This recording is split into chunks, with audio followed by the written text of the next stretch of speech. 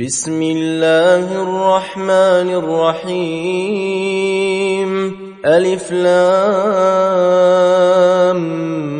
ميم ذلك الكتاب لا ريب فيه هدى للمتقين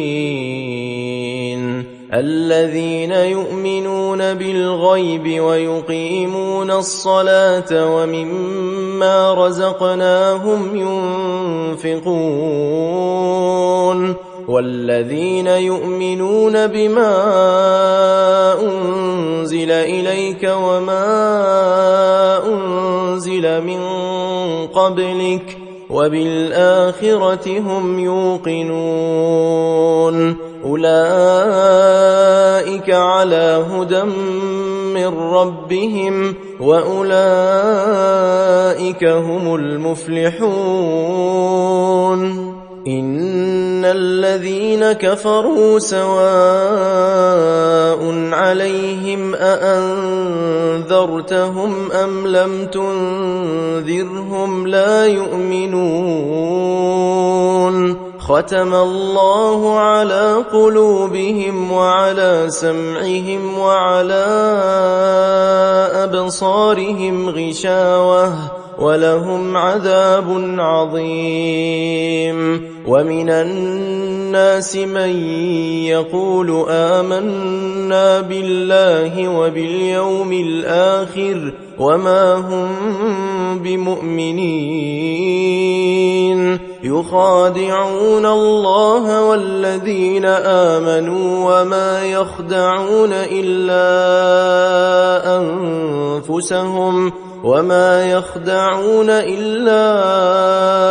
أنفسهم وما يشعرون في قلوبهم مرض فزادهم الله مرضا ولهم عذاب أليم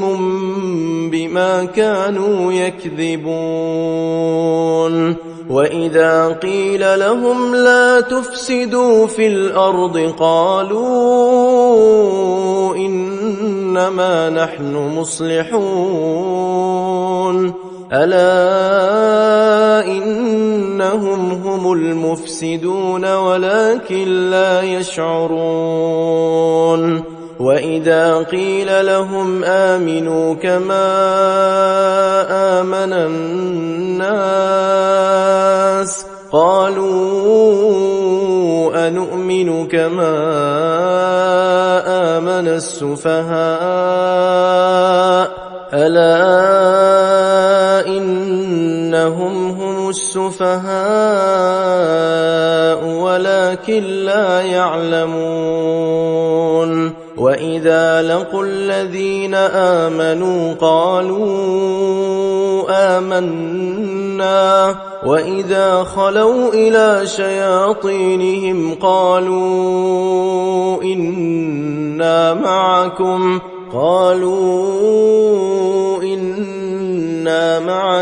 إنما نحن مستهزئون الله يستهزئ بهم ويمدهم في طغيانهم يعمهون أولئك الذين اشتروا الضلالة بالهدى فما ربحت تجارتهم وما كانوا مهتدين مثلهم كمثل الذي استوقد نارا فلما أضاءت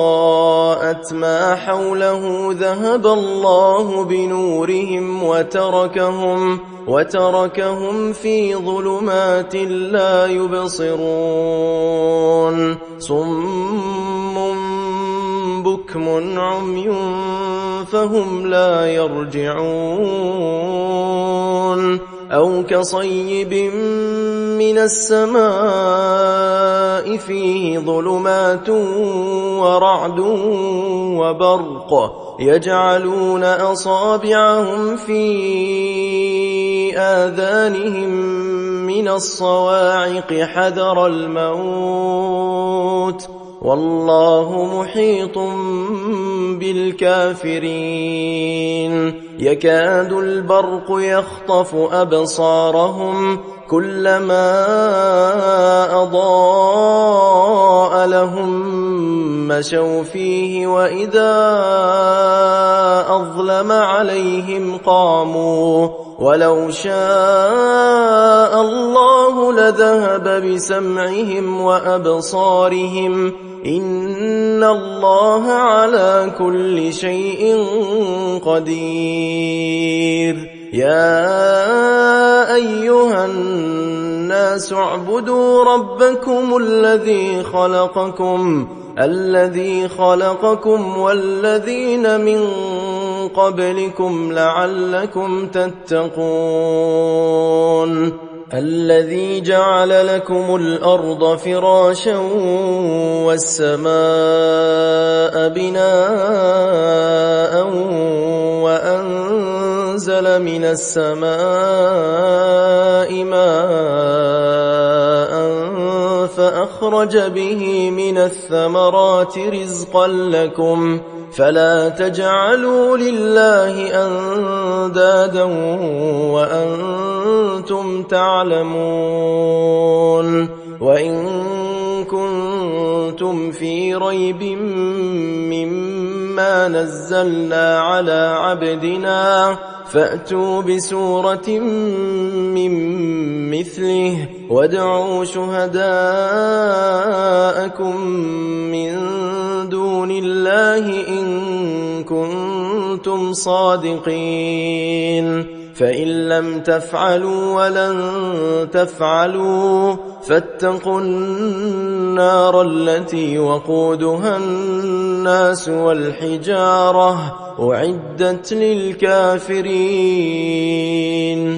وبشر الذين آمنوا وعملوا الصالحات أن لهم جنات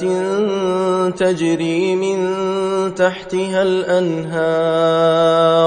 كلما رزقوا منها من ثمرة رزقا قالوا هذا الذي رزقنا من قبل وأتوا به متشابها ولهم فيها أزواج مطهرة وهم فيها خالدون إن الله لا يستحيي أن يضرب مثلا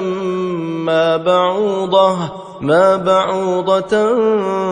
فما فوقها فأما الذين آمنوا فيعلمون أنه الحق من ربهم وأما الذين كفروا فيقولون ماذا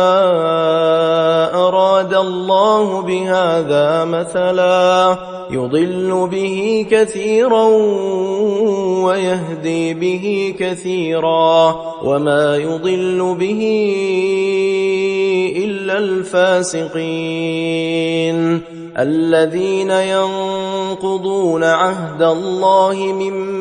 بعد ميثاقه ويقطعون ما أمر الله به أن يوصل ويفسدون في الأرض أولئك هم الخاسرون كيف تكفرون بالله وكنتم أمواتا فأحياكم ثم يميتكم ثم يحييكم ثم إليه ترجعون هو الذي خلق لكم ما في الأرض جميعا ثم استوى إلى السماء فسواهن 7 سماوات وهو بكل شيء عليم وإذ قال ربك للملائكة إني جاعل في الأرض خليفة قالوا أتجعل فيها من يفسد فيها ويسفك الدماء ونحن نسبح بحمدك ونقدس لك؟ قال إني أعلم ما لا تعلمون. وعلم آدم الأسماء كلها ثم عرضهم على الملائكة فقال أنبئوني بأسماء هؤلاء إن كنتم صادقين. قالوا سبحانك لا علم لنا إلا ما علمتنا إنك أنت العليم الحكيم. قال يا آدم أنبئهم بأسمائهم فلما أنبأهم بأسمائهم قال ألم أقل لكم إني أعلم غيب السماوات والأرض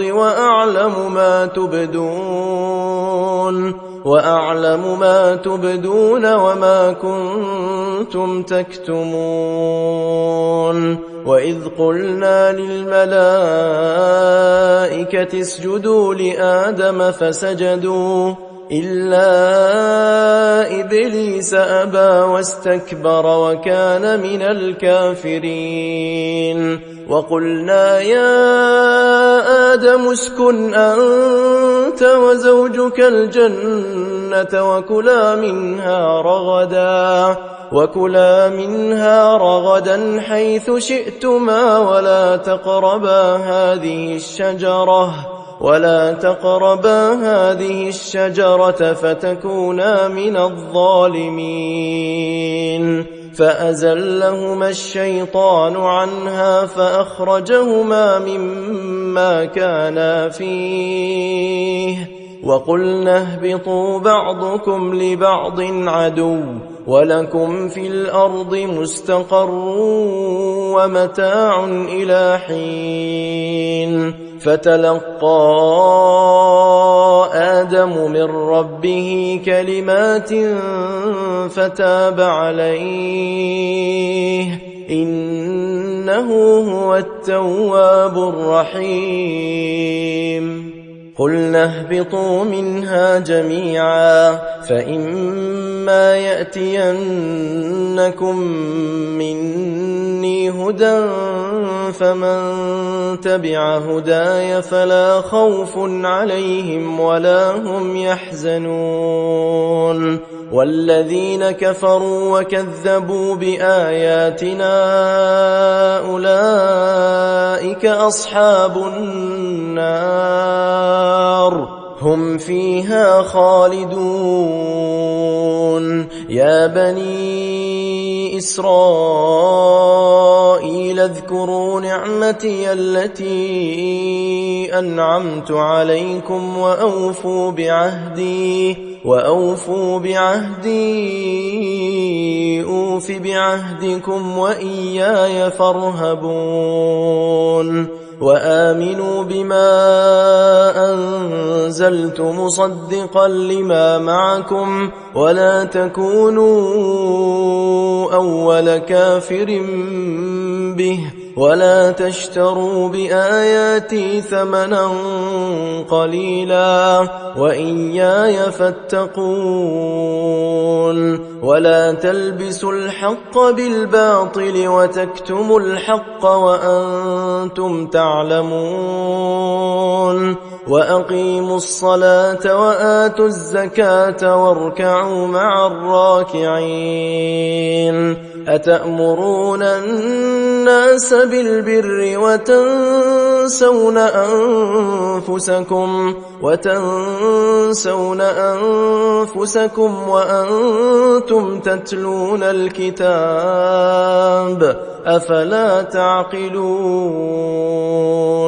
واستعينوا بالصبر والصلاة وإنها لكبيرة إلا على الخاشعين الذين يظنون أنهم ملاقو ربهم وأنهم إليه راجعون يا بني إسرائيل اذكروا نعمتي التي أنعمت عليكم وأني فضلتكم على العالمين واتقوا يوما لا تجزي نفس عن نفس شيئا ولا يقبل منها شفاعة ولا يؤخذ منها عدل ولا هم ينصرون وإذ نجيناكم من آل فرعون يسومونكم سوء العذاب يذبحون أبناءكم ويستحيون نساءكم وفي ذلكم بلاء من ربكم عظيم وإذ فرقنا بكم البحر فأنجيناكم وأغرقنا آل فرعون وأنتم تنظرون وإذ واعدنا موسى 40 ليلة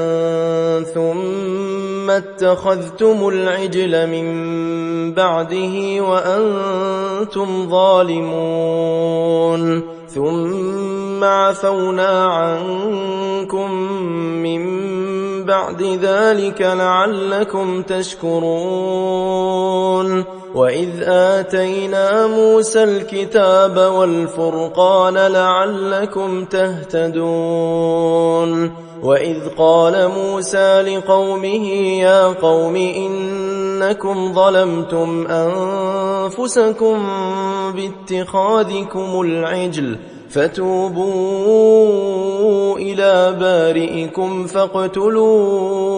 أنفسكم ذلكم خير لكم عند بارئكم فتاب عليكم إنه هو التواب الرحيم وإذ قلتم يا موسى لن نؤمن لك حتى نرى الله جهرة فأخذتكم الصاعقة وأنتم تنظرون ثم بعثناكم من بعد موتكم لعلكم تشكرون وظللنا عليكم الغمام وأنزلنا عليكم المن والسلوى كلوا من طيبات ما رزقناكم وما ظلمونا ولكن كانوا أنفسهم يظلمون وإذ قلنا ادخلوا هذه القرية فكلوا منها حيث شئتم رغدا وادخلوا الباب سجدا وقولوا حطة نغفر لكم خطاياكم وسنزيد المحسنين فبدل الذين ظلموا قولا غير الذي قيل لهم فأنزلنا على الذين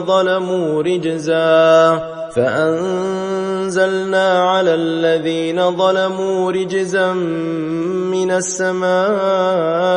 بما كانوا يفسقون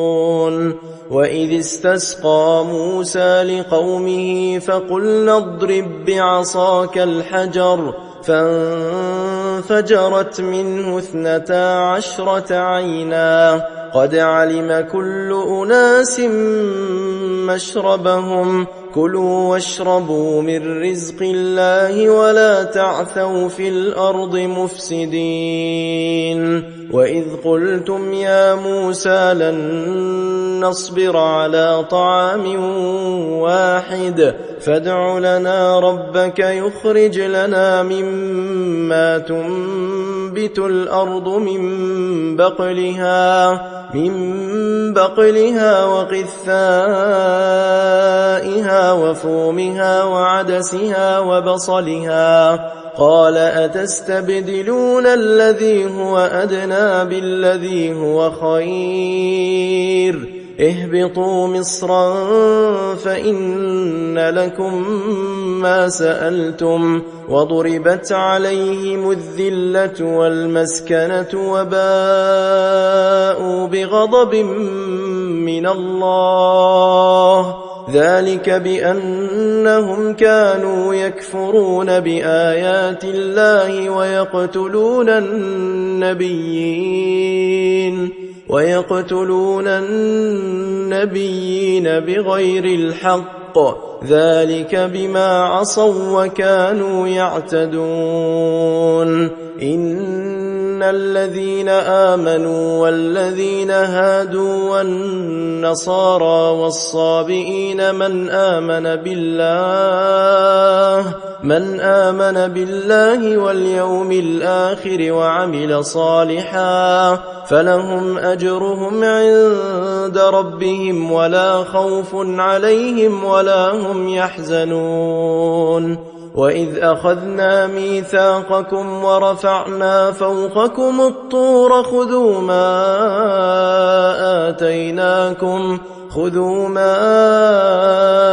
آتيناكم بقوة واذكروا ما فيه لعلكم تتقون ثم توليتم من بعد ذلك فلولا فضل الله عليكم ورحمته لكنتم من الخاسرين ولقد علمتم الذين اعتدوا منكم في السبت فقلنا لهم كونوا قردة خاسئين فجعلناها نكالا لما بين يديها وما خلفها وموعظة للمتقين وإذ قال موسى لقومه إن الله يأمركم أن تذبحوا بقرة قالوا أتتخذنا هزوا قال أعوذ بالله أن أكون من الجاهلين قالوا ادع لنا ربك يبين لنا ما هي قال إنه يقول إنها بقرة لا فارض ولا بكر عوان بين ذلك فافعلوا ما تؤمرون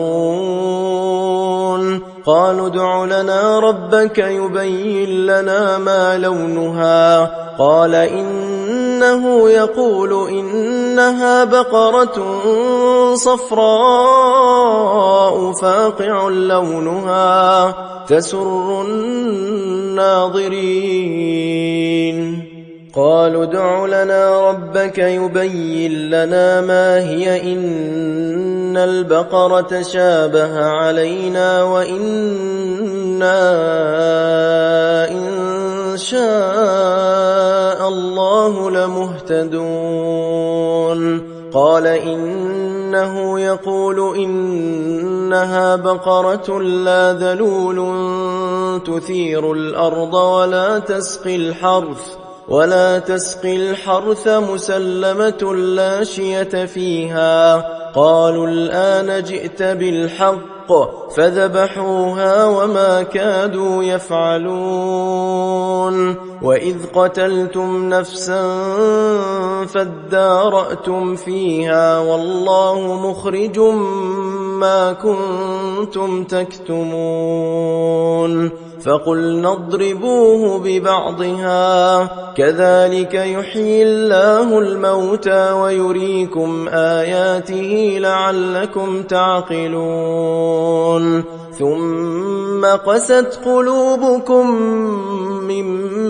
بعد ذلك فهي كالحجارة أو أشد قسوة وإن من الحجارة لما يتفجر منه الأنهار وإن منها لما يشقق فيخرج منه الماء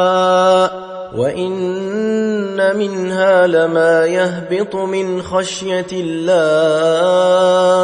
وما الله بغافل عما تعملون أفتطمعون أن يؤمنوا لكم وقد كان فريق منهم يسمعون كلام الله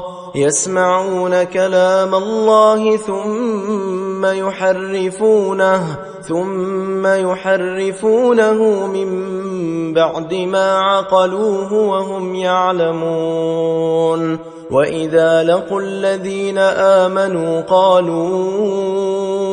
آمنا وإذا خلا بعضهم إلى بعض قالوا أتحدثونهم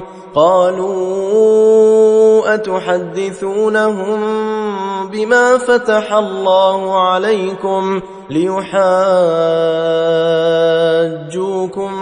به عند ربكم أفلا تعقلون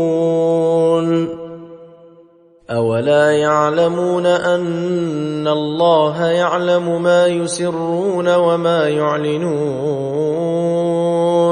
ومنهم أميون لا يعلمون الكتاب إلا أماني وإن هم إلا يظنون فويل للذين يكتبون الكتاب بأيديهم ثم يقولون هذا من عند الله ليشتروا به ثمنا قليلا فويل لهم مما كتبت أيديهم وويل لهم مما يكسبون وقالوا لن تمسنا النار إلا أياما معدودة قل أتخذتم عند الله عهدا فلن يخلف الله عهده أم تقولون على الله ما لا تعلمون بلى من كسب سيئة وأحاطت به خطيئته فأولئك أصحاب النار هم فيها خالدون والذين آمنوا وعملوا الصالحات أولئك أصحاب الجنة هم فيها خالدون وإذ أخذنا ميثاق بني إسرائيل لا تعبدون إلا الله وبالوالدين إحسانا وذي القربى واليتامى والمساكين وقولوا للناس حسنا وأقيموا الصلاة وآتوا الزكاة ثم توليتم إلا قليلا منكم وأنتم معرضون وإذ أخذنا ميثاقكم لا تسفكون دماءكم ولا تخرجون أنفسكم من دياركم ثم أقررتم وأنتم تشهدون ثم أنتم هؤلاء تقتلون أنفسكم وتخرجون فريقا منكم من ديارهم تظاهرون عليهم بالإثم والعدوان وإن يأتوكم أسارى تفادوهم وهو محرم عليكم إخراجهم أفتؤمنون ببعض الكتاب وتكفرون ببعض فما جزاء من يفعل ذلك منكم إلا خزي في الحياة الدنيا ويوم القيامة يردون إلى أشد العذاب وما الله بغافل عما تعملون أولئك الذين اشتروا الحياة الدنيا بالآخرة فلا يخفف عنهم العذاب ولا هم ينصرون ولقد آتينا موسى الكتاب وقفينا من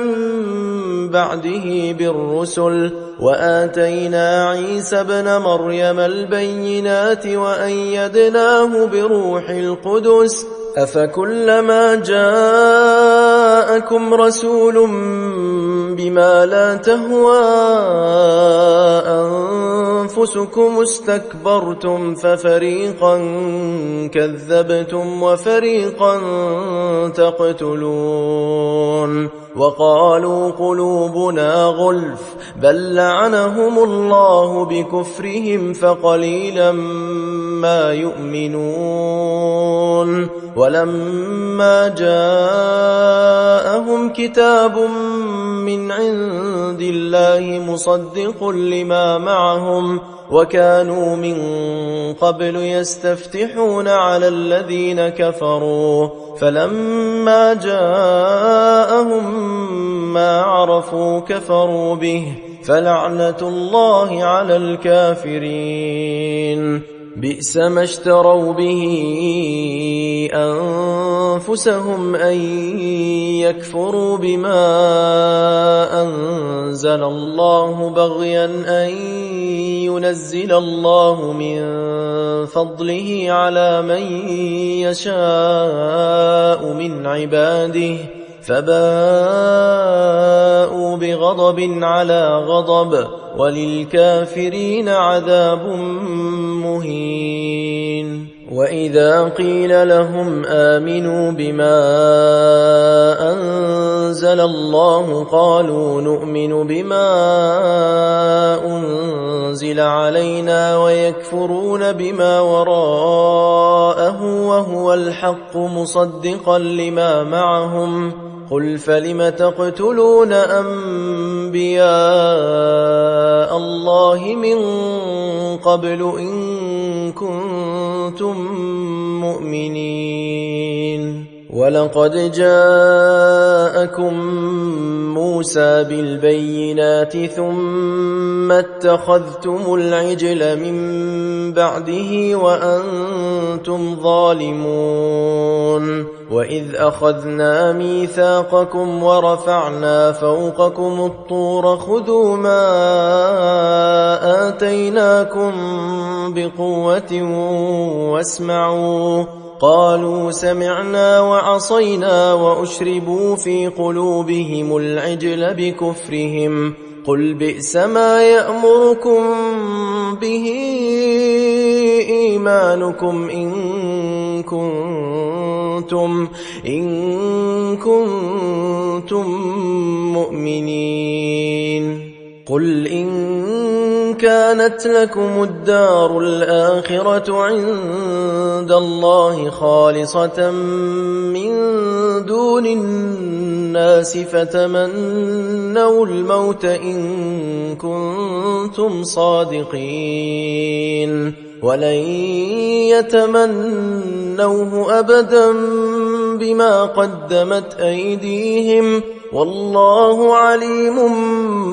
بالظالمين ولتجدنهم أحرص الناس على حياة ومن الذين أشركوا يود أحدهم لو يعمر 1000 سنة وما هو بمزحزحه من العذاب أن يعمر والله بصير بما يعملون قل من كان عدوا لجبريل فإنه نزله على قلبك بإذن الله مصدقا لما بين يديه وهدى وبشرى للمؤمنين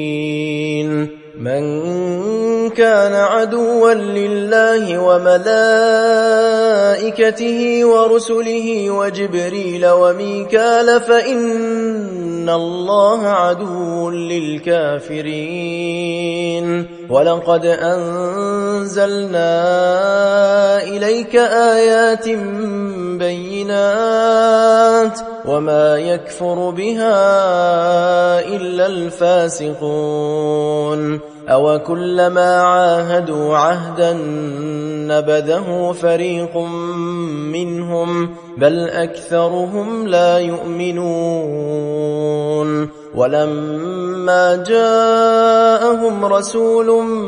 من عند الله مصدق لما معهم نبذ فريق من الذين أوتوا الكتاب كتاب الله وراء ظهورهم كأنهم لا يعلمون واتبعوا ما تتلو الشياطين على ملك سليمان وما كفر سليمان ولكن الشياطين كفروا يعلمون الناس السحر وما أنزل على الملكين ببابل هاروت وماروت وما يعلمان من أحد حتى يقولا إنما نحن فتنة فلا تكفر فيتعلمون منهما ما يفرقون به بين المرء وزوجه وما هم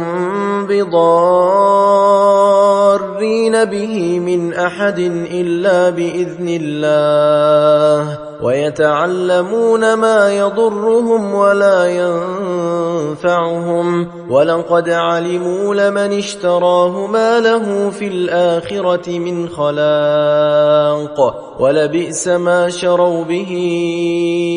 أنفسهم لو كانوا يعلمون ولو أنهم آمنوا واتقوا لمثوبة من عند الله خير لو كانوا يعلمون يا أيها الذين آمنوا لا تقولوا راعنا وقولوا انظرنا واسمعوا وللكافرين عذاب أليم ما يود الذين كفروا من أهل الكتاب ولا المشركين أن ينزل عليكم من خير من ربكم والله يختص برحمته من يشاء والله ذو الفضل العظيم ما ننسخ من آية أو ننسها نأت بخير منها أو مثلها ألم تعلم أن الله على كل شيء قدير ألم تعلم أن الله له ملك السماوات والأرض وما لكم من دون الله من ولي ولا نصير أم تريدون أن تسألوا رسولكم كما سئل موسى من قبل ومن يتبدل الكفر بالإيمان فقد ضل سواء السبيل ود كثير من أهل الكتاب لو يردونكم من بعد إيمانكم كفارا حسدا من عند أنفسهم من بعد ما تبين لهم الحق فاعفوا واصفحوا حتى يأتي الله بأمره إن الله على كل شيء قدير وأقيموا الصلاة وآتوا الزكاة وما تقدموا لأنفسكم من خير تجدوه عند الله إن الله بما تعملون بصير وقالوا لن يدخل الجنة إلا من كان هودا أو نصارى تلك أمانيهم قل هاتوا برهانكم إن كنتم صادقين بلى من أسلم وجهه لله وهو محسن فله أجره عند ربه ولا خوف عليهم ولا هم يحزنون وقالت اليهود ليست النصارى على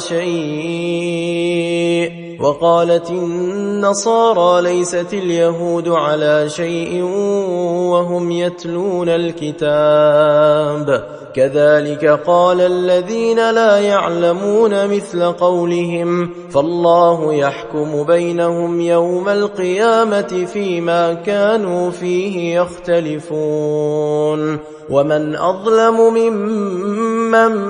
منع مساجد الله أن يذكر فيها اسمه وسعى في خرابها أولئك ما كان لهم أن يدخلوها إلا خائفين لهم في الدنيا خزي ولهم في الآخرة عذاب عظيم ولله المشرق والمغرب فأينما تولوا فثم وجه الله إن الله واسع عليم وقالوا اتخذ الله ولدا سبحانه بل له ما في السماوات والأرض كل له قانتون بديع السماوات والأرض وإذا قضى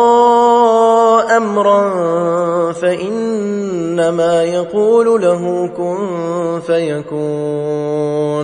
وقال الذين لا يعلمون لولا يكلمنا الله أو تأتينا آية كذلك قال الذين من قبلهم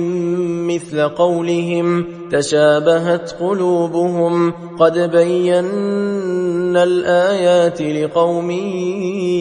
يوقنون إنا أرسلناك بالحق بشيرا ونذيرا ولا تسأل عن أصحاب الجحيم ولن ترضى عنك اليهود ولا النصارى حتى تتبع ملتهم قل إن هدى الله هو الهدى ولئن اتبعت أهواءهم بعد الذي جاءك من العلم ما لك من الله من ولي ولا نصير الذين آتيناهم الكتاب يتلونه حق تلاوته أولئك يؤمنون به ومن يكفر به فأولئك هم الخاسرون يا بني إسرائيل اذكروا نعمتي التي أنعمت عليكم وأني فضلتكم على العالمين واتقوا يوما لا تجزي نفس عن نفس شيئا ولا يقبل منها عدل ولا تنفعها شفاعة ولا هم ينصرون. وإذ ابتلى إبراهيم ربه بكلمات فأتمهن قال إني جاعلك للناس إماما قال ومن ذريتي قال لا ينال عهد الظالمين. وإذ جعلنا البيت مثابة للناس وأمنا واتخذوا من مقام إبراهيم مصلى وعهدنا إلى إبراهيم وإسماعيل أن طهرا بيتي للطائفين والعاكفين والركع السجود. وإذ قال إبراهيم رب اجعل هذا بلدا آمنا وارزق أهله من الثمرات من آمن منهم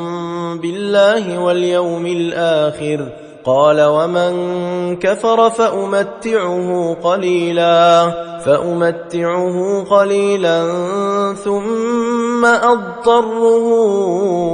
إلى عذاب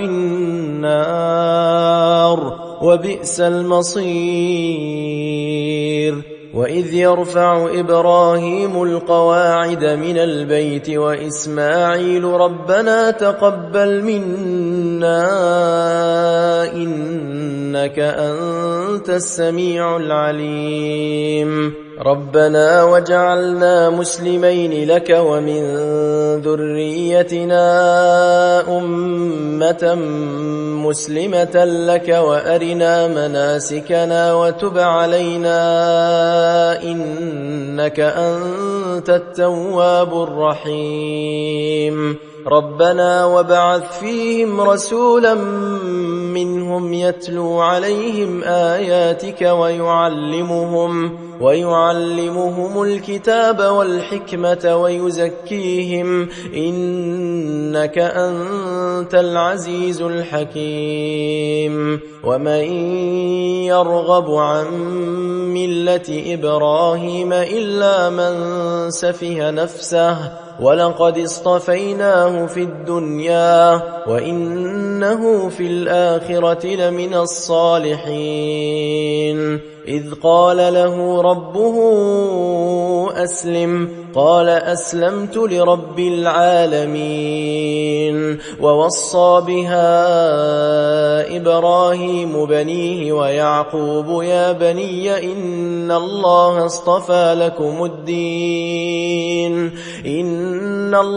اصطفى لكم الدين فلا تموتن إلا وأنتم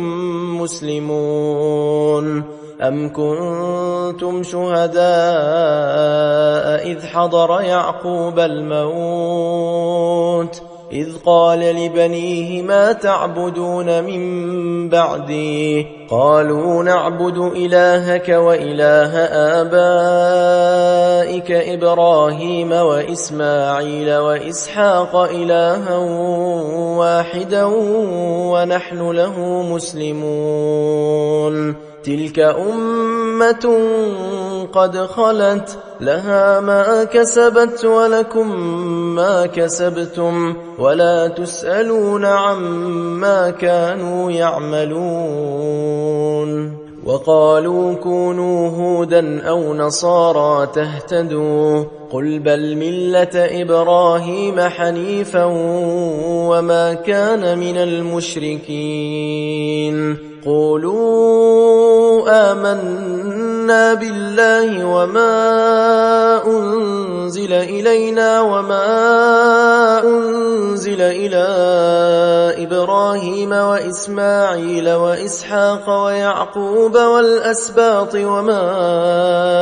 أوتي موسى وعيسى وما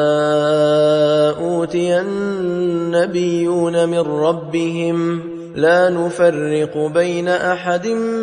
منهم ونحن له مسلمون فإن آمنوا بمثل ما آمنتم به فقد اهتدوا وإن تولوا فإنما هم في شقاق فسيكفيكهم الله وهو السميع العليم صبغة الله ومن أحسن من الله صبغة ونحن له عابدون قل أتحاجوننا في الله وهو ربنا وربكم ولنا أعمالنا ولكم أعمالكم ونحن له مخلصون أم تقولون إن إبراهيم وإسماعيل وإسحاق ويعقوب والأسباط كانوا هودا أو نصارى قل أأنتم أعلم أم الله ومن أظلم ممن كتم شهادة عنده من الله وما الله بغافل عما تعملون تلك أمة قد خلت لها ما كسبت ولكم ما كسبتم ولا تسألون عما كانوا يعملون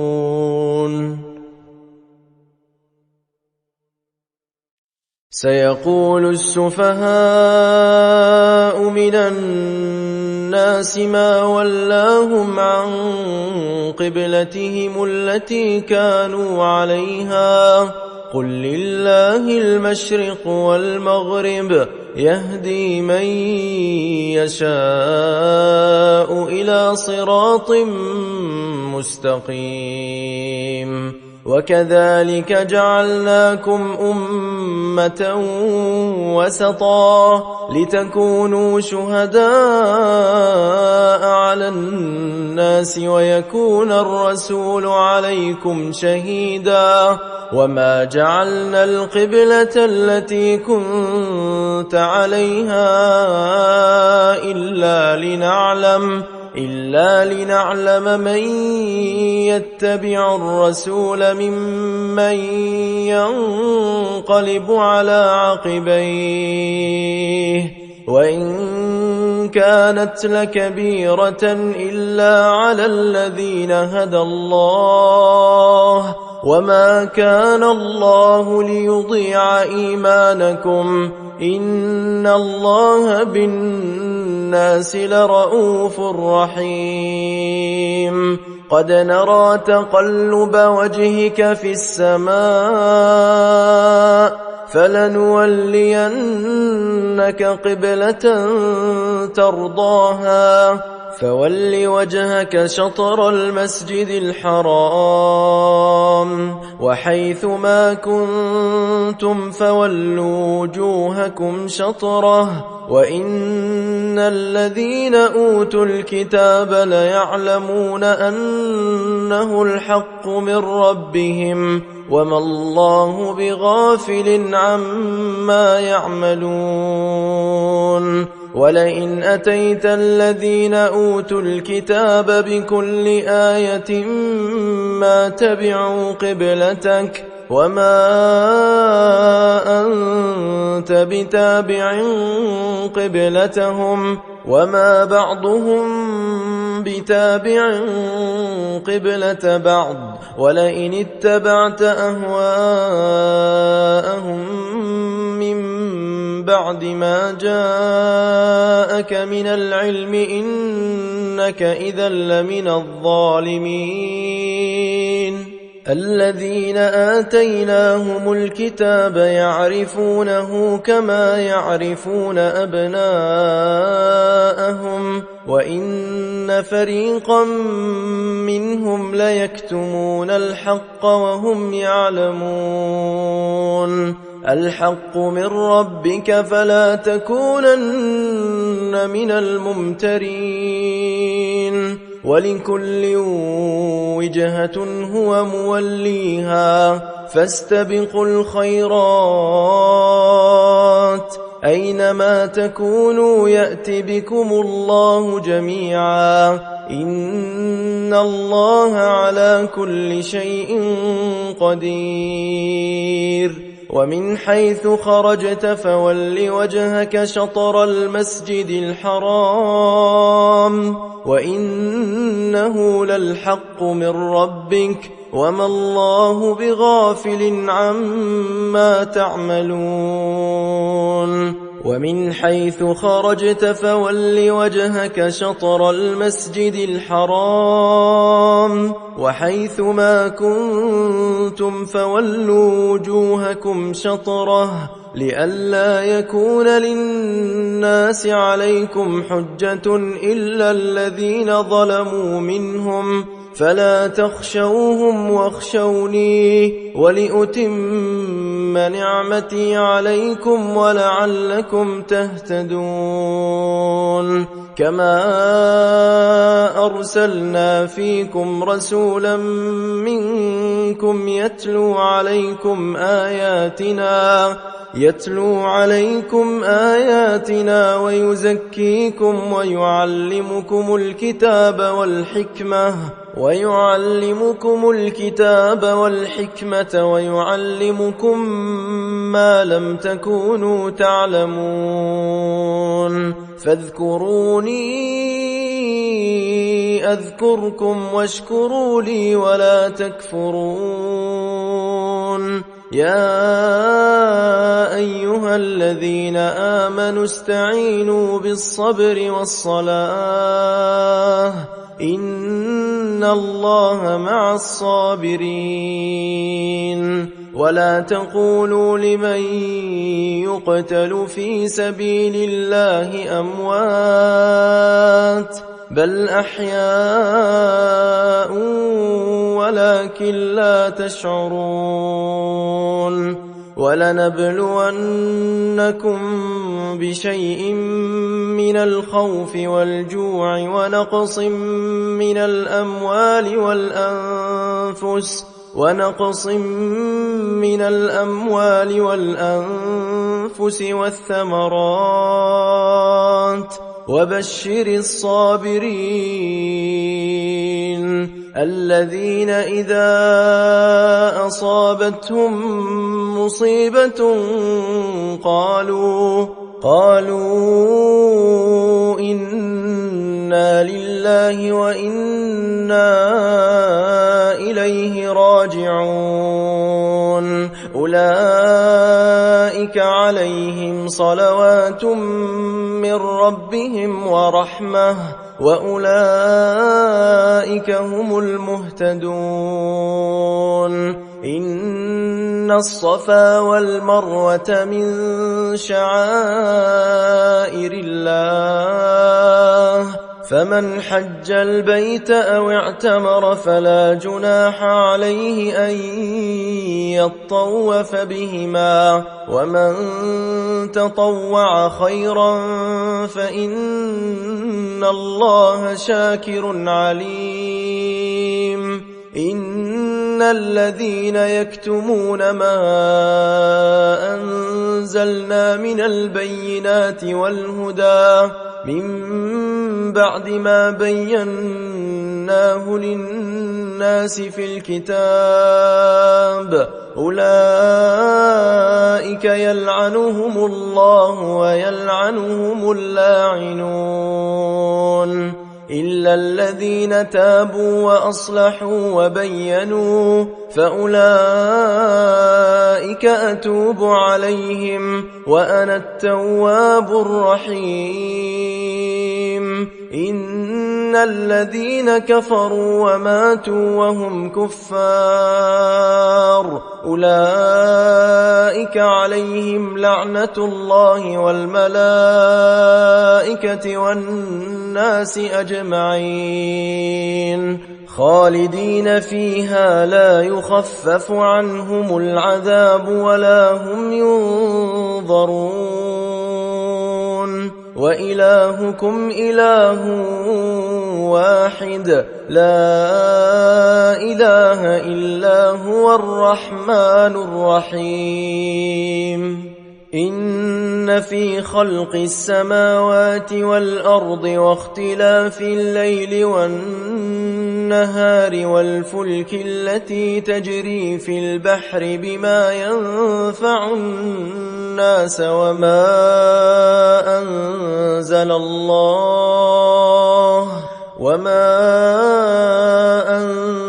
أنزل الله من السماء من ماء فأحيا به الأرض بعد موتها وبث فيها من كل دابة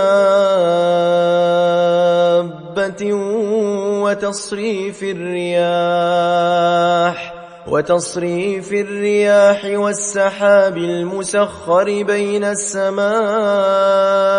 والأرض لآيات لقوم يعقلون ومن الناس من يتخذ من دون الله أندادا يحبونهم كحب الله والذين آمنوا أشد حبا لله ولو يرى الذين ظلموا إذ يرون العذاب أن القوة لله جميعا وأن الله شديد العذاب إذ تبرأ الذين اتبعوا من الذين اتبعوا ورأوا العذاب وتقطعت بهم الأسباب وقال الذين اتبعوا لو أن لنا كرة فنتبرأ منهم كما تبرأوا منا كذلك يريهم الله أعمالهم حسرات عليهم وما هم بخارجين من النار يا أيها الناس كلوا مما في الأرض حلالا طيبا ولا تتبعوا خطوات الشيطان إنه لكم عدو مبين إنما يأمركم بالسوء والفحشاء وأن تقولوا على الله ما لا تعلمون وإذا قيل لهم اتبعوا ما أنزل الله قالوا بل نتبع ما ألفينا عليه آباءنا أولو كان آباؤهم لا يعقلون شيئا ولا يهتدون ومثل الذين كفروا كمثل الذي ينعق بما لا يسمع إلا دعاء ونداء صم بكم عمي فهم لا يعقلون يا أيها الذين آمنوا كلوا من طيبات ما رزقناكم واشكروا لله إن كنتم إياه تعبدون إنما حرم عليكم الميتة والدم ولحم الخنزير وما أهل به لغير الله فمن اضطر غير باغ ولا عاد فلا إثم عليه إن الله غفور رحيم إن الذين يكتمون ما أنزل الله من الكتاب ويشترون به ثمنا قليلا أولئك ما يأكلون في بطونهم إلا النار ولا يكلمهم الله يوم القيامة ولا يزكيهم ولهم عذاب أليم أولئك الذين اشتروا الضلالة بالهدى والعذاب بالمغفرة فما أصبرهم على النار ذلك بأن الله نزل الكتاب بالحق وإن الذين اختلفوا في الكتاب لفي شقاق بعيد ليس البر أن تولوا وجوهكم قبل المشرق والمغرب ولكن البر من آمن بالله واليوم الآخر والملائكة والكتاب والنبيين وآتى المال على حبه ذوي القربى واليتامى والمساكين وابن السبيل والسائلين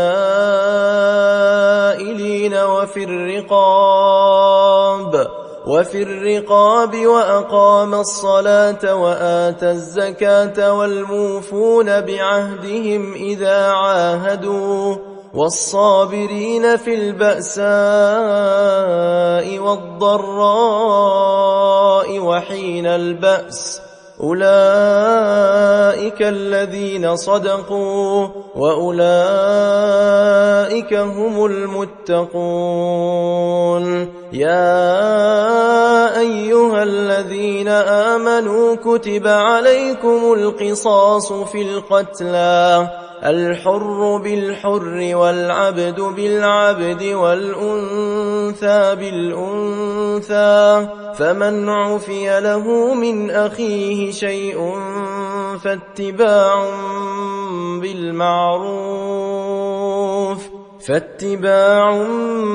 بالمعروف وأداء إليه بإحسان ذلك تخفيف من ربكم ورحمة فمن اعتدى بعد ذلك فله عذاب أليم ولكم في القصاص حياة يا أولي الألباب لعلكم تتقون كتب عليكم إذا حضر أحدكم الموت إن ترك خيرا الوصية للوالدين والأقربين بالمعروف حقا على المتقين فمن بدله بعدما سمعه فإنما إثمه على الذين يبدلونه إن الله سميع عليم فمن خاف من موص جنفا أو إثما فأصلح بينهم فلا إثم عليه إن الله غفور رحيم يا أيها الذين آمنوا كتب عليكم الصيام كما كتب على الذين من قبلكم لعلكم تتقون أياما معدودات فمن كان منكم مريضا أو على سفر فعدة من أيام أخر وعلى الذين يطيقونه فدية طعام مسكين فمن تطوع خيرا فهو خير له وأن تصوموا خير لكم إن كنتم تعلمون شهر رمضان الذي أنزل فيه القرآن هدى للناس وبينات من الهدى والفرقان فمن شهد منكم الشهر فليصمه ومن كان مريضا أو على سفر فعدة من أيام أخر يريد الله بكم اليسر ولا يريد بكم العسر ولتكملوا العدة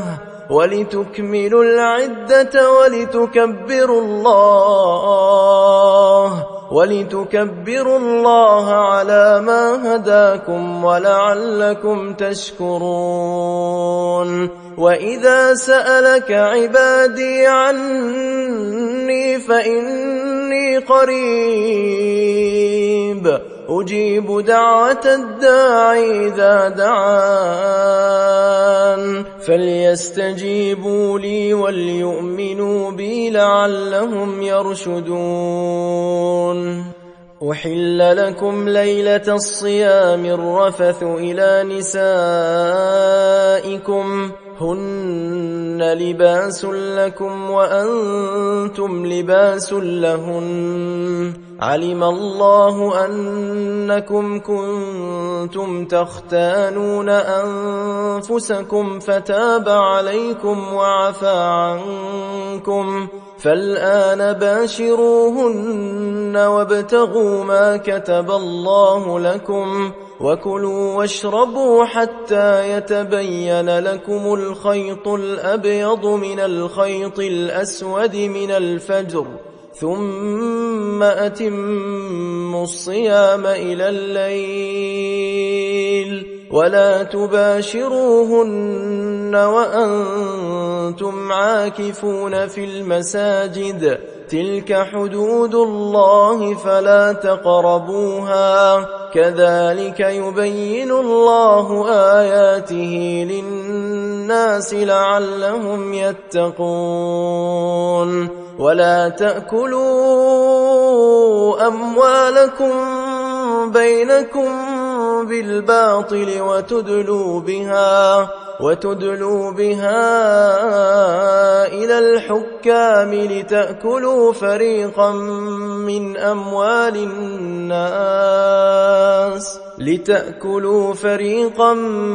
من أموال الناس بالإثم وأنتم تعلمون يسألونك عن الأهلة قل هي مواقيت للناس والحج وليس البر بأن تأتوا البيوت من ظهورها ولكن البر من اتقى وأتوا البيوت من أبوابها واتقوا الله لعلكم تفلحون وقاتلوا في سبيل الله الذين يقاتلونكم ولا تعتدوا إن الله لا يحب المعتدين واقتلوهم حيث ثقفتموهم وأخرجوهم من حيث أخرجوكم والفتنة أشد من القتل ولا تقاتلوهم عند المسجد الحرام حتى يقاتلوكم فيه فإن قاتلوكم فاقتلوهم كذلك جزاء الكافرين فإن انتهوا فإن الله غفور رحيم وقاتلوهم حتى لا تكون فتنة ويكون الدين لله فإن انتهوا فلا عدوان إلا على الظالمين الشهر الحرام بالشهر الحرام والحرمات قصاص فمن اعتدى عليكم فاعتدوا عليه بمثل ما اعتدى عليكم واتقوا الله واعلموا أن الله مع المتقين وأنفقوا في سبيل الله ولا تلقوا بأيديكم إلى التهلكة وأحسنوا إن الله يحب المحسنين وأتموا الحج والعمرة لله فإن أحصرتم فما استيسر من الهدي ولا تحلقوا رؤوسكم حتى يبلغ الهدي محله فمن كان منكم مريضا أو به أذى من رأسه ففدية من صيام أو صدقة أو نسك فإذا أمنتم فمن تمتع بالعمرة إلى الحج فما استيسر من الهدي فمن لم يجد فصيام 3 أيام في الحج و7 إذا رجعتم تلك 10 كاملة ذلك لمن لم يكن أهله حاضر المسجد الحرام واتقوا الله واعلموا أن الله شديد العقاب الحج أشهر معلومات فمن فرض فيهن الحج فلا رفث ولا فسوق ولا جدال في الحج وما تفعلوا من خير يعلمه الله وتزودوا فإن خير الزاد التقوى واتقون يا أولي الألباب ليس عليكم جناح أن تبتغوا فضلا من ربكم فإذا أفضتم من عرفات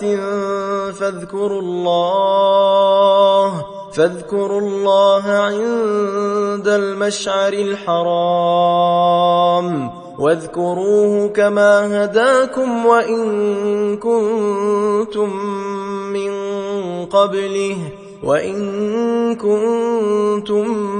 من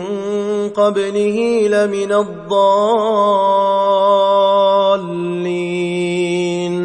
ثم أفيضوا من حيث أفاض الناس واستغفروا الله إن الله غفور رحيم فإذا قضيتم مناسككم فاذكروا الله كذكركم آباءكم أو أشد ذكرا فمن الناس من يقول ربنا آتنا في الدنيا وما له في الآخرة من خلاق ومنهم من يقول ربنا آتنا في الدنيا حسنة وفي الآخرة حسنة وقنا عذاب النار أولئك لهم نصيب مما كسبوا والله سريع الحساب واذكروا الله في أيام معدودات فمن تعجل في يومين فلا إثم عليه ومن تأخر فلا إثم عليه لمن اتقى واتقوا الله واعلموا أنكم إليه تحشرون ومن الناس من يعجبك قوله في الحياة الدنيا ويشهد الله على ما في قلبه وهو ألد الخصام وإذا تولى سعى في الأرض ليفسد فيها ويهلك الحرث والنسل والله لا يحب الفساد وإذا قيل له اتق الله أخذته العزة بالإثم فحسبه جهنم ولبئس المهاد ومن الناس من يشري نفسه ابتغاء مرضات الله والله رؤوف بالعباد يا أيها الذين آمنوا ادخلوا في السلم كافة ولا تتبعوا خطوات الشيطان إنه لكم عدو مبين فإن زللتم من بعد ما جاءتكم البينات فاعلموا أن الله عزيز حكيم هل ينظرون إلا أن يأتيهم الله في ظلل من الغمام والملائكة وقضي الأمر وإلى الله ترجع الأمور سل بني إسرائيل كم آتيناهم من آية بينة ومن يبدل نعمة الله من بعد ما جاءته فإن الله شديد العقاب زين للذين كفروا الحياة الدنيا ويسخرون من الذين آمنوا والذين اتقوا فوقهم يوم القيامة والله يرزق من يشاء بغير حساب كان الناس أمة واحدة فبعث الله النبيين مبشرين ومنذرين وأنزل معهم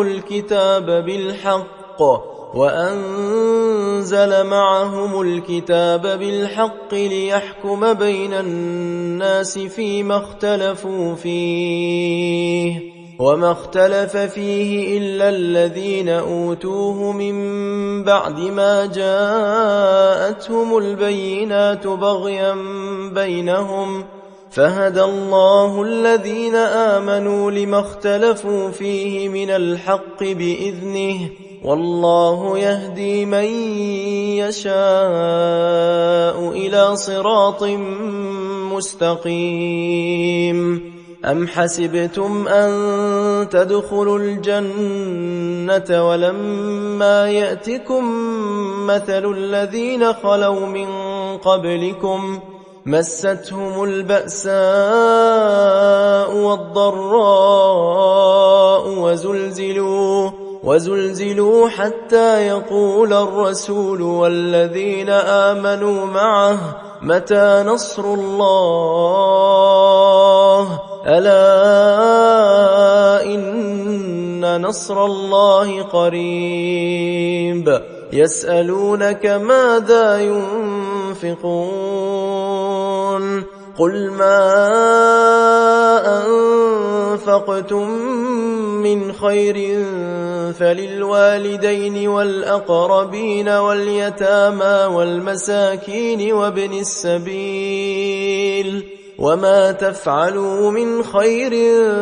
فإن الله به عليم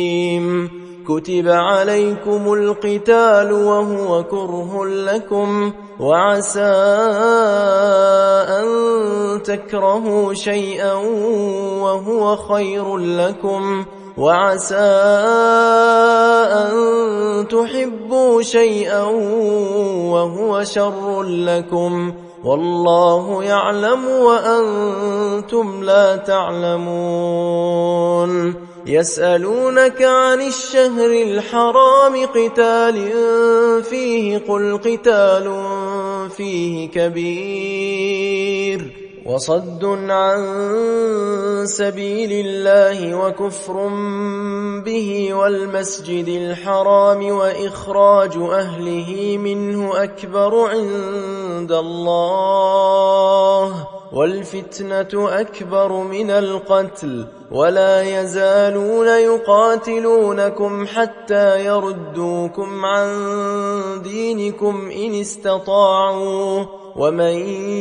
يرتدد منكم عن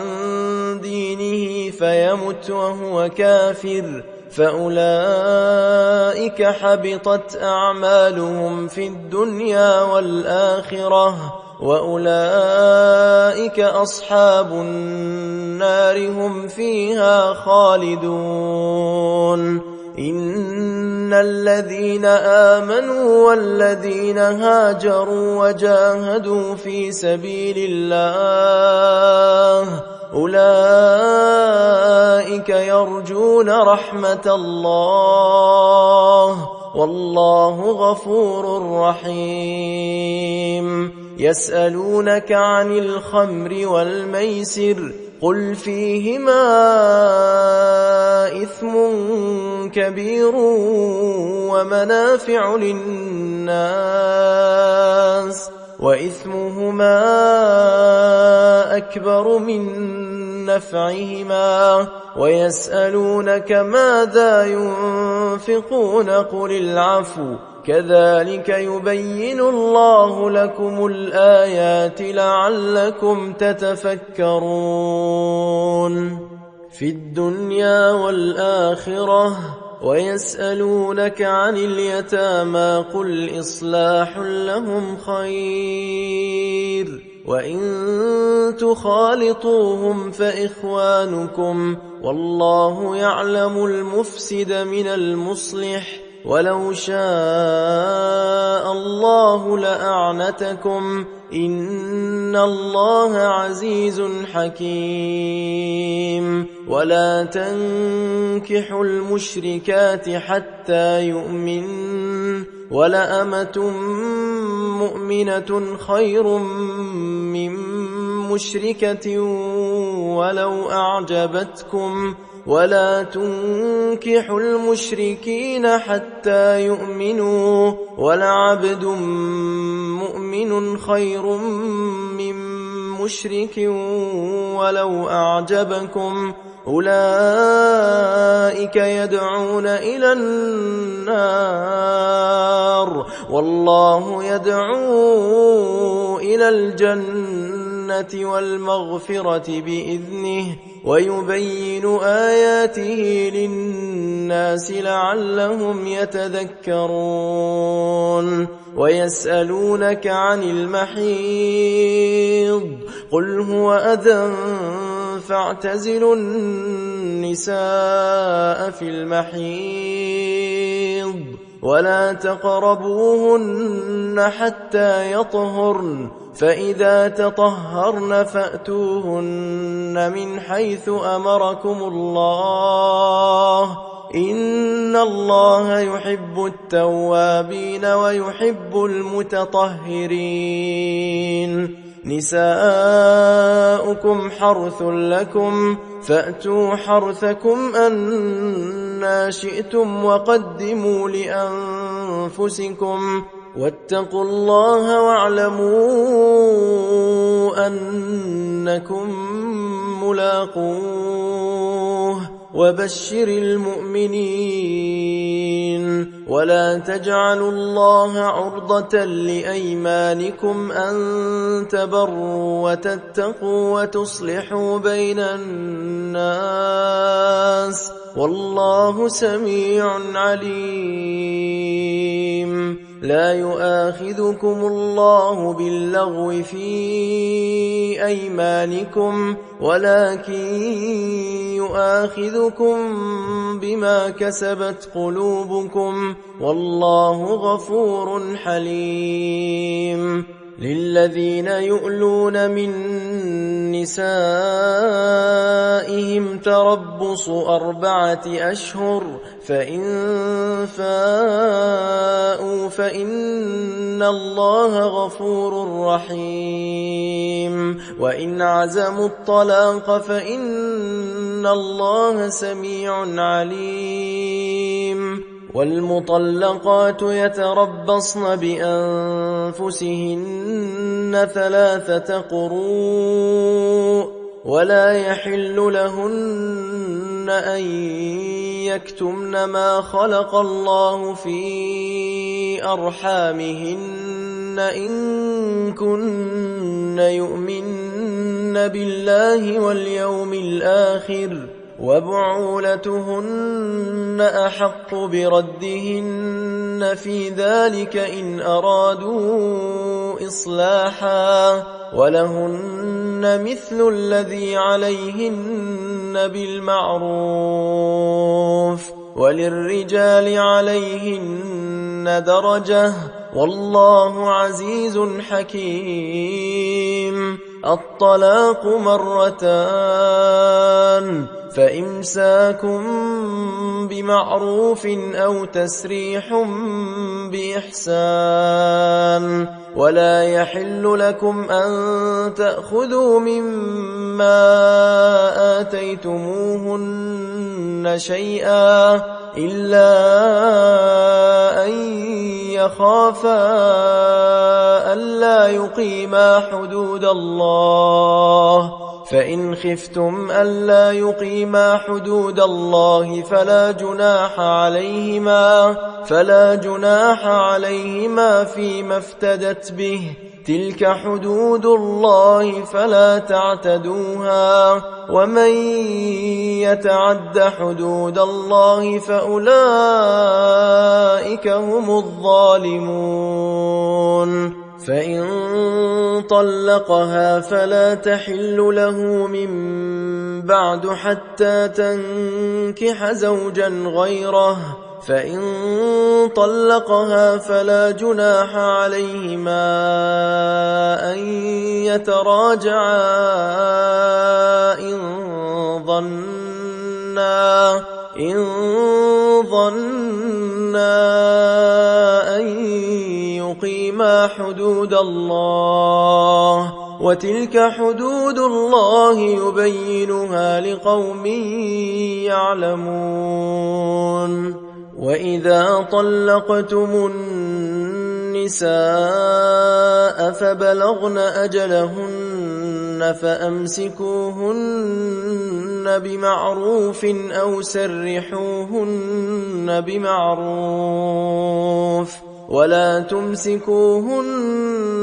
ضرارا لتعتدوا ومن يفعل ذلك فقد ظلم نفسه ولا تتخذوا آيات الله هزوا واذكروا نعمة الله عليكم وما أنزل عليكم من الكتاب والحكمة يعظكم به واتقوا الله واعلموا أن الله بكل شيء عليم. وإذا طلقتم النساء فبلغن أجلهن فلا تعضلوهن أن ينكحن أزواجهن إذا تراضوا بينهم بالمعروف ذلك يوعظ به من كان منكم يؤمن بالله واليوم الآخر ذلكم أزكى لكم وأطهر والله يعلم وأنتم لا تعلمون. والوالدات يرضعن أولادهن حولين كاملين لمن أراد أن يتم الرضاعة، وعلى المولود له رزقهن وكسوتهن بالمعروف، لا تكلف نفس إلا وسعها، لا تضار والدة بولدها ولا مولود له بولده، وعلى الوارث مثل ذلك، فإن أرادا فصالا عن تراض منهما وتشاور فلا جناح عليهما، وإن أردتم أن تسترضعوا أولادكم فلا جناح عليكم إذا سلمتم ما آتيتم بالمعروف، واتقوا الله واعلموا أن الله بما تعملون بصير. والذين يتوفون منكم ويذرون أزواجا يتربصن بأنفسهن 4 أشهر و10، فإذا بلغن أجلهن فلا جناح عليكم فيما فعلن في أنفسهن بالمعروف، والله بما تعملون خبير. ولا جناح عليكم فيما عرضتم به من خطبة النساء أو أكننتم في أنفسكم، علم الله أنكم ستذكرونهن ولكن لا تواعدوهن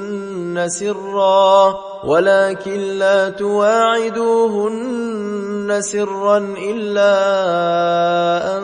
تقولوا قولا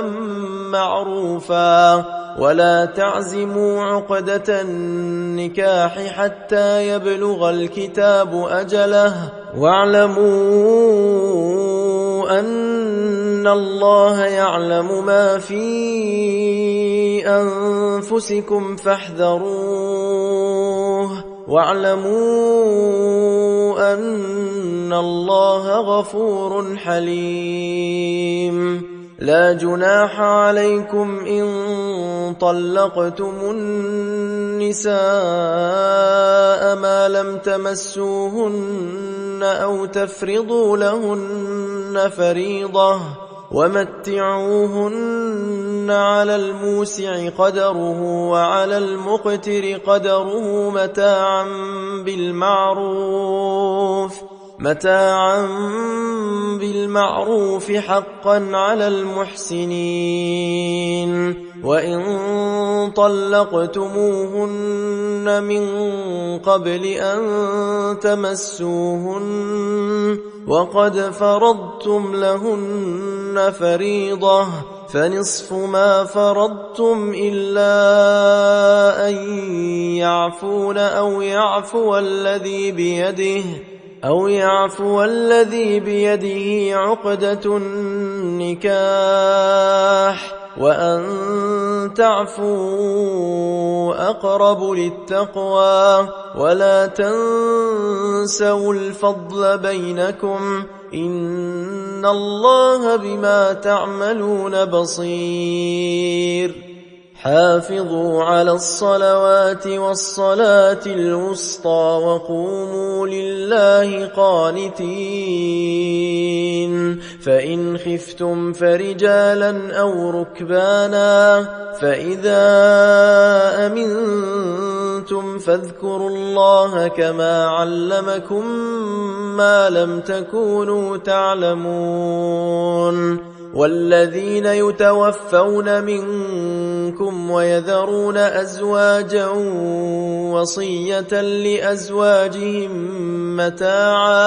متاعا إلى الحول غير إخراج، فإن خرجن فلا جناح عليكم فيما فعلن في أنفسهن من معروف، والله عزيز حكيم. وللمطلقات متاع بالمعروف حقا على المتقين، كذلك يبين الله لكم آياته لعلكم تعقلون. ألم تر إلى الذين خرجوا من ديارهم وهم ألوف حذر الموت فقال لهم الله موتوا ثم أحياهم، إن الله لذو فضل على الناس ولكن أكثر الناس لا يشكرون. وقاتلوا في سبيل الله واعلموا أن الله سميع عليم. من ذا الذي يقرض الله قرضا حسنا فيضاعفه له أضعافا كثيرة، والله يقبض ويبسط وإليه ترجعون. ألم تر إلى الملأ من بني إسرائيل من بعد موسى إذ قالوا لنبي له مبعث لنا ملكا نقاتل في سبيل الله، قال هل عسيتم إن كتب عليكم القتال ألا تقاتلوا؟ قالوا وما لنا ألا نقاتل في سبيل الله وقد أخرجنا من ديارنا وأبنائنا، فلما كتب عليهم القتال تولوا إلا قليلا منهم، والله عليم بالظالمين. وقال لهم نبيهم إن الله قد بعث لكم طالوت ملكا، قالوا أنى يكون له الملك علينا ونحن أحق بالملك منه ولم يؤت سعة من المال، قال إن الله اصطفاه عليكم وزاده بسطة في العلم والجسم، والله يؤتي ملكه من يشاء، والله واسع عليم. وقال لهم نبيهم إن آية ملكه أن يأتيكم التابوت فيه سكينة من ربكم وبقية مما ترك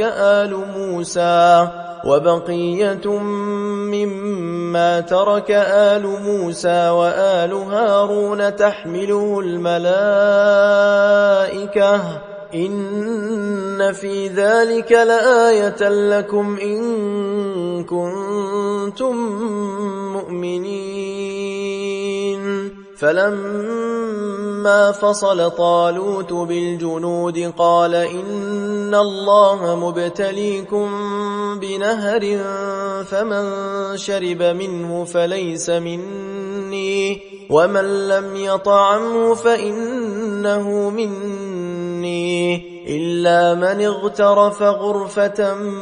بيده فشربوا منه إلا قليلا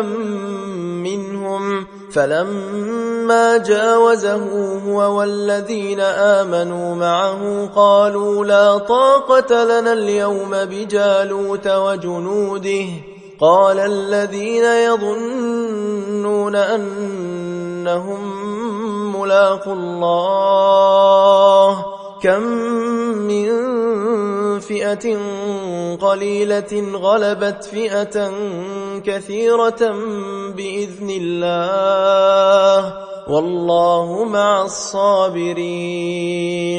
ولما برزوا لجالوت وجنوده قالوا ربنا أفرغ علينا صبرا وثبت أقدامنا وانصرنا على القوم الكافرين. فهزموهم بإذن الله وقتل داود جالوت وآتاه الله الملك والحكمة وعلمه مما يشاء ولولا دفع الله الناس بعضهم ببعض لفسدت الأرض ولكن الله ذو فضل على العالمين. تلك آيات الله نتلوها عليك بالحق وإنك لمن المرسلين.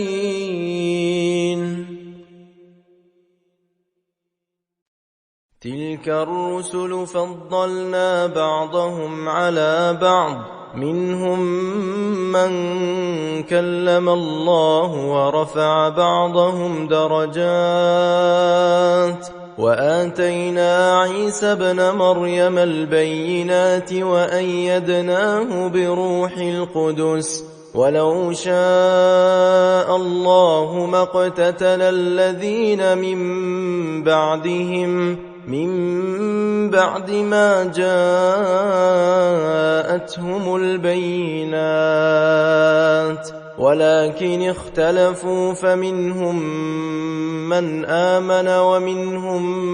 من كفر ولو شاء الله ما اقتتلوا ولكن الله يفعل ما يريد. يا أيها الذين آمنوا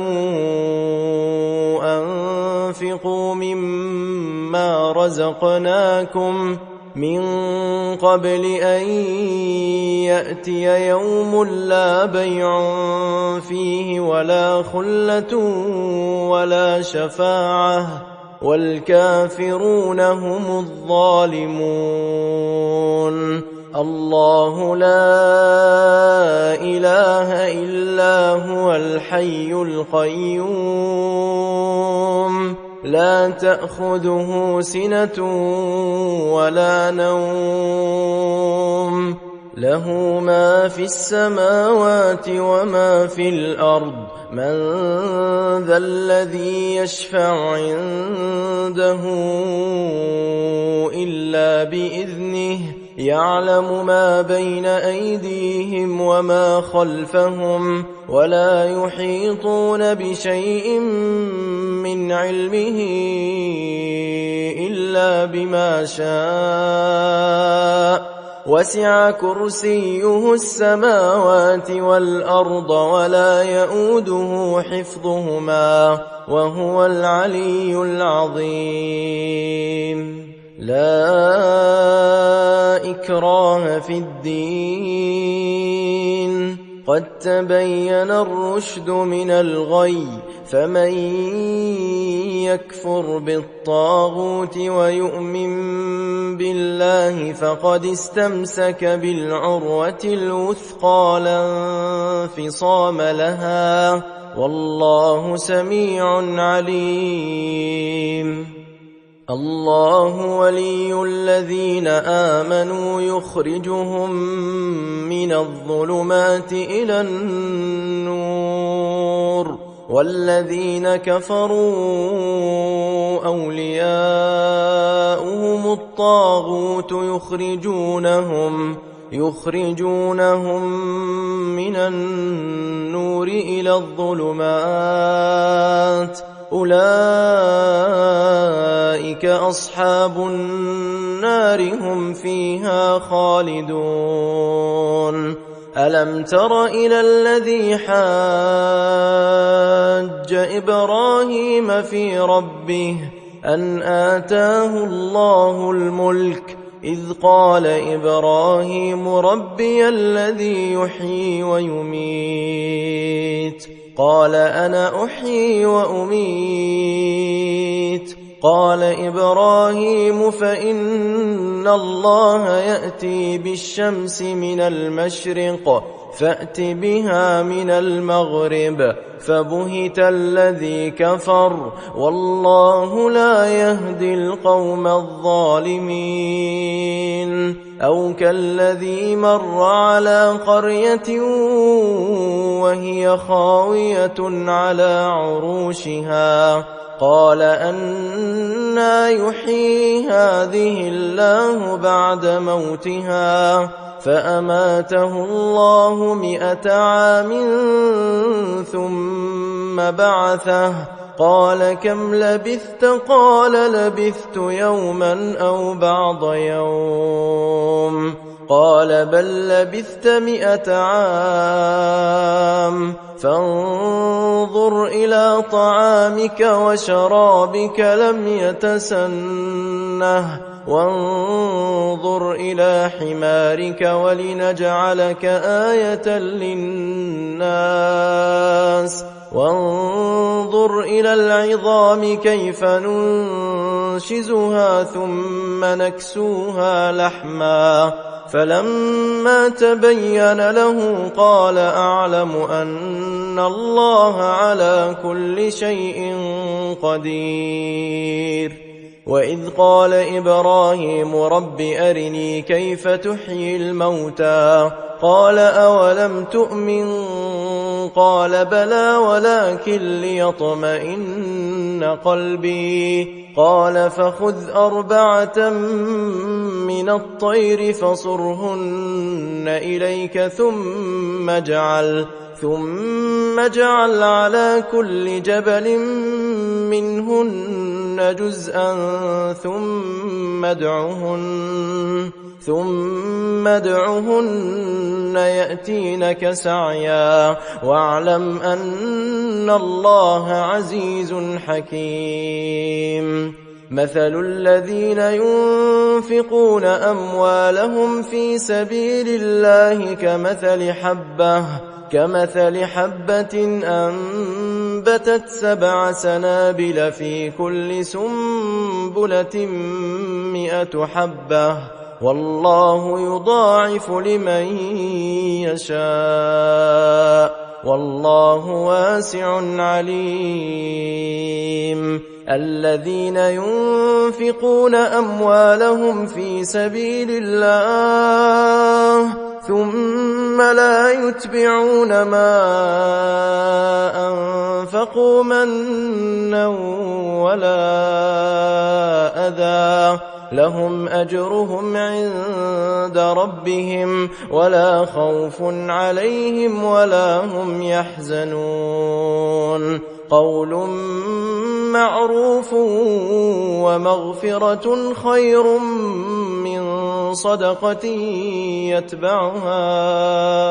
أذى والله غني حليم يا أيها الذين آمنوا لا تبطلوا صدقاتكم بالمن والأذى كالذي ينفق ماله رئاء الناس ولا يؤمن بالله واليوم الآخر فمثله كمثل صفوان عليه تراب فأصابه وابل فتركه صلدا لا يقدرون على شيء مما كسبوا والله لا يهدي القوم الكافرين ومثل الذين ينفقون أموالهم ابتغاء مرضات الله وتثبيتا من أنفسهم كمثل جنة بربوة أصابها وابل فآتت أكلها ضعفين فإن لم يصبها وابل فطل والله بما تعملون بصير أيود أحدكم أن تكون له جنة من نخيل وأعناب تجري من تحتها الأنهار له فيها من كل الثمرات وأصابه الكبر وله ذرية ضعفاء فأصابها إعصار فيه نار فاحترقت كذلك يبين الله لكم الآيات لعلكم تتفكرون يا أيها الذين آمنوا أنفقوا من طيبات ما كسبتم ومما أخرجنا لكم من الأرض ولا تيمموا الخبيث منه تنفقون ولستم بآخذيه إلا أن تغمضوا فيه واعلموا أن الله غني حميد الشيطان يعدكم الفقر ويأمركم بالفحشاء والله يعدكم مغفرة منه وفضلا والله واسع عليم يؤتي الحكمة من يشاء ومن يؤت الحكمة فقد أوتي خيرا كثيرا وما يذكر إلا أولو الألباب وما أنفقتم من نفقة أو نذرتم من نذر فإن الله يعلمه وما للظالمين من أنصار إن تبدوا الصدقات فنعما هي وإن تخفوها وتؤتوها الفقراء فهو خير لكم ويكفر عنكم من سيئاتكم والله بما تعملون خبير ليس عليك هداهم ولكن الله يهدي من يشاء وما تنفقوا من خير فلأنفسكم وما تنفقون إلا ابتغاء وجه الله وما تنفقوا من خير يوفى إليكم وأنتم لا تظلمون للفقراء الذين أحصروا في سبيل الله لا يستطيعون ضربا في الأرض يحسبهم الجاهل أغنياء من التعفف تعرفهم بسيماهم لا يسألون الناس إلحافا وما تنفقوا من خير فإن الله به عليم الذين ينفقون أموالهم بالليل والنهار سرا وعلانية فلهم أجرهم عند ربهم ولا خوف عليهم ولا هم يحزنون الذين يأكلون الربا لا يقومون إلا كما يقوم الذي يتخبطه الشيطان من المس ذلك بأنهم قالوا إنما البيع مثل الربا وأحل الله البيع وحرم الربا فمن جاءه موعظة من ربه فانتهى فله ما سلف وأمره إلى الله ومن عاد فأولئك أصحاب النار هم فيها خالدون يمحق الله الربا ويربي الصدقات والله لا يحب كل كفار أثيم إن الذين آمنوا وعملوا الصالحات وأقاموا الصلاة وآتوا الزكاة لهم أجرهم عند ربهم ولا خوف عليهم ولا هم يحزنون يا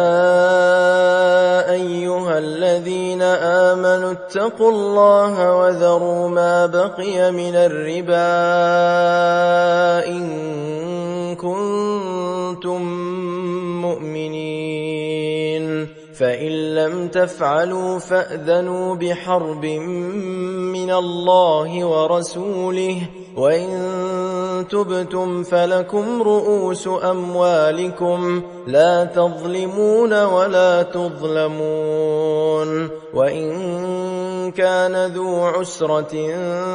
فنظرة إلى ميسرة وأن تصدقوا خير لكم إن كنتم تعلمون واتقوا يوما ترجعون فيه إلى الله ثم توفى كل نفس ما كسبت وهم لا يظلمون يا أيها الذين آمنوا إذا تداينتم بدين إلى أجل مسمى فاكتبوه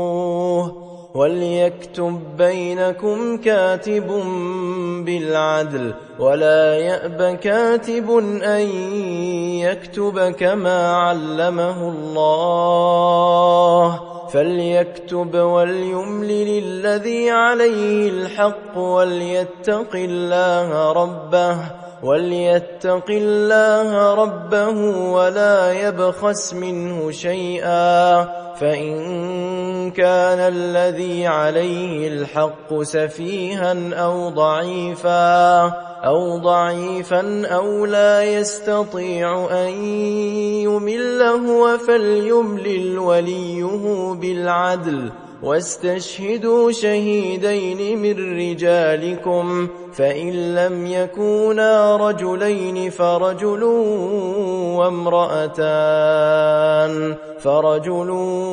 وامرأتان ممن ترضون من الشهداء أن تضل إحداهما فتذكر إحداهما الأخرى ولا يأبى الشهداء إذا ما دعوا ولا تسأموا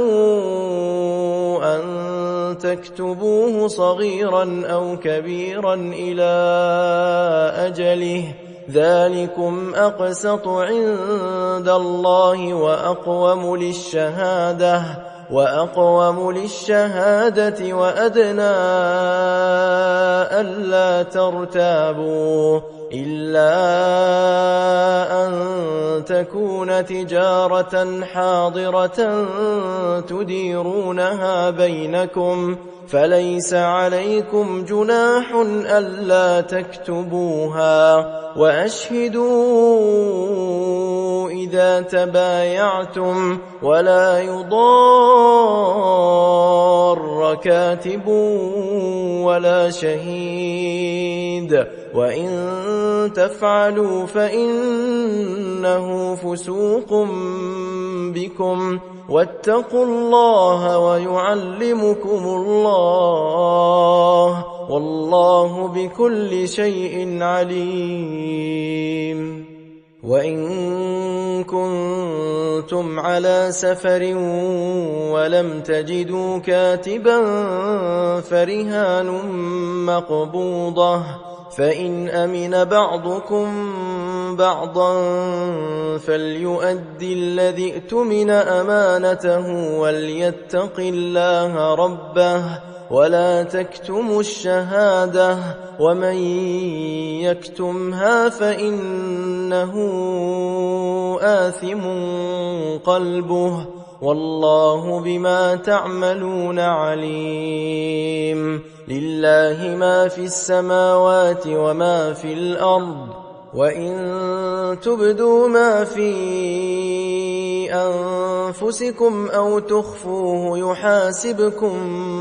به الله فيغفر لمن يشاء ويعذب من يشاء والله على كل شيء قدير. آمن الرسول بما أنزل إليه من ربه والمؤمنون كل آمن بالله وملائكته وكتبه ورسله لا نفرق بين أحد من رسله وقالوا سمعنا وأطعنا غفرانك ربنا وإليك المصير. لا يكلف الله نفسا إلا وسعها لها ما كسبت وعليها ما اكتسبت ربنا لا تؤاخذنا إن نسينا أو أخطأنا ربنا ولا تحمل علينا إصرا كما حملته على الذين من قبلنا ربنا ولا تحملنا ما لا طاقة لنا به واعف عنا واغفر لنا وارحمنا أنت مولانا فانصرنا على القوم الكافرين.